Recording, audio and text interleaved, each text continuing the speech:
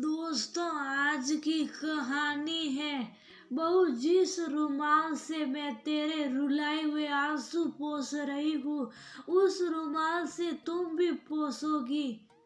दोस्तों, कहानी शुरू करने से पहले अगर आपने हमारे चैनल को अभी तक सब्सक्राइब नहीं किया हो तो कर लीजिए, ताकि आपके पास पहुंच सके हर नया वीडियो। आज सासू माँ की 13वीं है।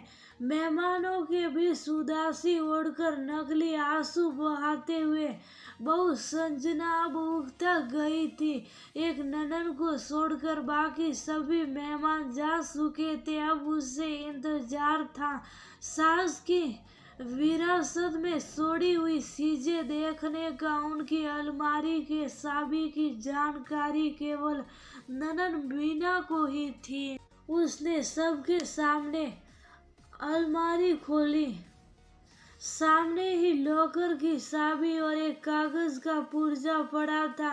मीना ने माँ का लिखा हुआ संदेश पढ़ा। माँ ने अपने जेवर इकलौती पोती और बेटी के नाम किए थे। कैश रुपयों पर बेटे का अधिकार था। उनके सभी नए पुराने कपड़े गरीब महिलाओं में बांट दिए जाने का जिक्र था। एक सीलबंद पैकेट था जिसके ऊपर एक पिन किए हुए कागज पर लिखा हुआ था, ये पैकेट बहू के लिए है, लेकिन वह इसे अपने बेटे मेरे पोते अनुज की शादी के 1 वर्ष बाद ही खोल सकेगी। मेरी अंतिम इच्छा के अनुसार ये तब तक बैंक के लॉकर में रख दिया जाए। बेटे ने वह पैकेट बैंक के लॉकर में रखवा दिया। दिन गुजरते गए। 6 महीने बाद अनुज की शादी हो गई। सगाई पहले ही हो चुकी थी। बहू आराधना के घर में आते ही संजना ने कुछ राहत महसूस किया। वह अपना ध्यान अपने पति और अपने स्वास्थ्य पर ही देना चाहती थी। वह बार पर बहू को निर्देश देती, लेकिन आराधना उसके कहे को एक कान से सुनकर दूसरे से झटक देती। सास की कही हर बात का उल्टा जवाब देती। धीरे धीरे उसने सास को रसोई से बेदखल कर दिया। समय गुजरता रहा और संजना हालात से समझौता करती गई। अब पुराना संयुक्त परिवारों का जमाना नहीं रहा जब सास बहू पर हावी हुआ करती थी। आज की बहू सास को अच्छा होने का मौका ही नहीं देती, बल्कि ऐसा माहौल पैदा कर देती है जिससे उसे बुरा साबित किया जा सके, और मौका मिलते ही पति को लेकर उड़ जाती है।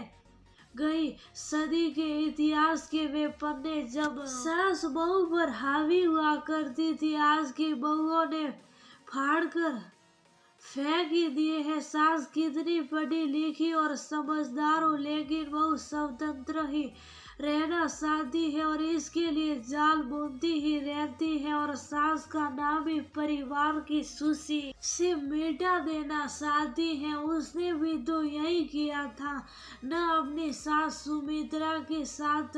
वो पढ़ी लिखी सुलझे विचारों की महिला थी और अपने पुराने विचारों की सास से मिले हुए कष्टों को भूलकर संजना को हर तरह की सुविधाएं, सहयोग और प्यार देकर सास के नाम पर लगे मनुष्य धब्बे को हमेशा के लिए मिटाकर नया इतिहास रचना चाहती थी। लेकिन संजना क्षण भर भी खुशी न दे सकी थी उसे। आज उसे सास की बहुत याद आ रही थी। तभी सामने लगे कैलेंडर पर उसकी निगाह पड़ गई। 2 दिन बाद ही बेटे बहू की शादी की पहली वर्षगांठ। सास की वसीयत के अनुसार 1 साल पूरा हो चुका था। तीसरे दिन ही वह बैंक जाकर लॉकर से अपने नाम का पैकेट निकलवा कर ले आई।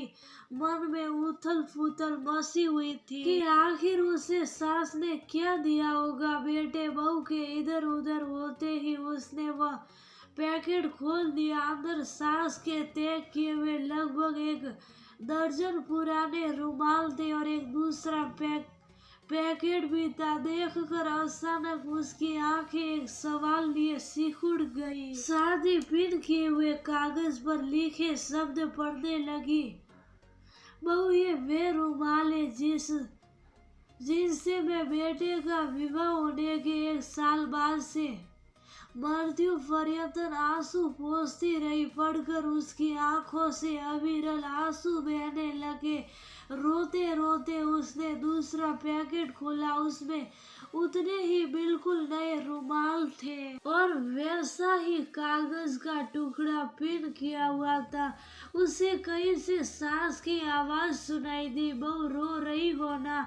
ये रुमाल तुम्हें अपनी अंतिम सांस तक आंसू पोंछने के काम आएंगे। और उसने एक रुमाल उठाकर अपने आंसू पोंछ लिए। हम क्यों भूल जाते हैं, अगर आज हम किसी के साथ गलत कर रहे तो कल को वही हमारे पास भी वापस आएगा और कल को हमें भी सांस बनना